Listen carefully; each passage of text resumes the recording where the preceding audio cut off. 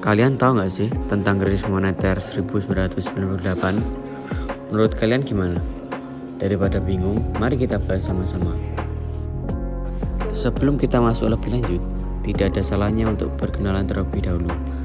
Perkenalkan, kami dari kelompok 6 yang beranggotakan saya, Abid Abimanyu, absen 1, dan rekan saya, Jasmine Diana, absen 17, dan Nanda Ariska, absen 23, dan Satrio Eka, absen 32.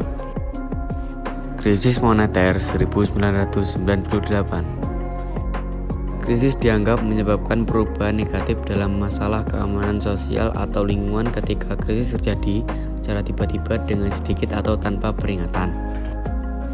Apa sih krisis moneter itu? Krisis moneter adalah krisis yang berkaitan dengan keuangan suatu negara. Krisis moneter 1998 melanda negara Asia Tenggara sejak Juli 1996. Krisis moneter pada masa reformasi tersebut turut mempengaruhi perkembangan ekonomi Indonesia. Kronologi krisis ekonomi Indonesia 1998. Tahun 1997, pada tanggal 2 Juli, baht Thailand berfluktuasi dan melemah hingga 20%. Pada tanggal 24 Juli, mata uang rupiah, baht, ringgit, peso mengalami penurunan. Pada tanggal 14 Agustus, Bank Indonesia melepas intervensi terhadap rupiah. Kurs rupiah langsung anjlok. Pada tanggal 31 Oktober, penawaran program bantuan pertama IMF untuk Indonesia.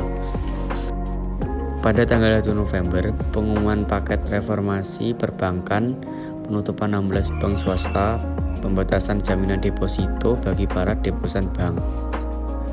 Pada tanggal 5 November, kesepakatan bantuan IMF selama 3 tahun dengan nilai total 43 juta US dollar.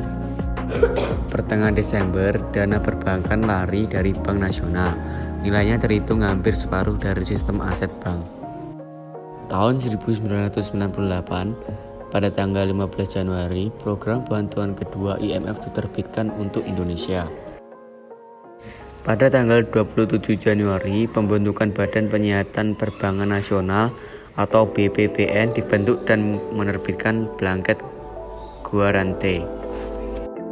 Pada akhir Februari, periode kampanye presiden, keraguan tentang masa depan industri keuangan di tengah ketidakpastian kondisi politik, rupiah makin anjlok.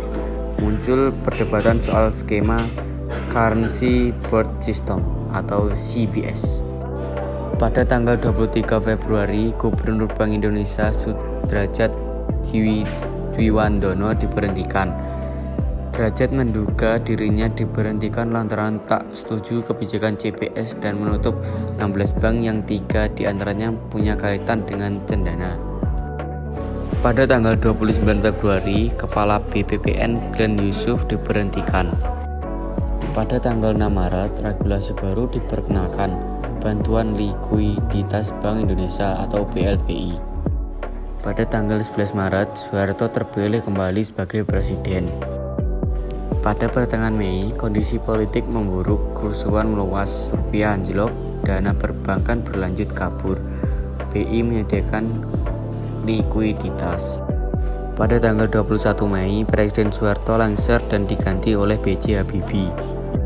Pada tanggal 29 Mei, bank swasta terbesar BCA diambil alih oleh BPPN. Pada tanggal 5 Juni, kreditur internasional dan perusahaan nasional sepakat restrukturisasi utang. Pada tanggal 29 Juni, lelang utang pertama Bank Indonesia. Pada 29 September, Bank Mandiri dibentuk melalui merger 4 bank milik negara. BI mengumumkan rencana rekapitalisasi bank swasta. Pada tanggal 6 Oktober, revisi Undang-Undang Perbankan disahkan untuk memberi kekuatan hukum bagi BPPN. Pertengahan Oktober, rupiah kembali menguat dari Rp11.000 menjadi Rp7.000 per dolar US dollar.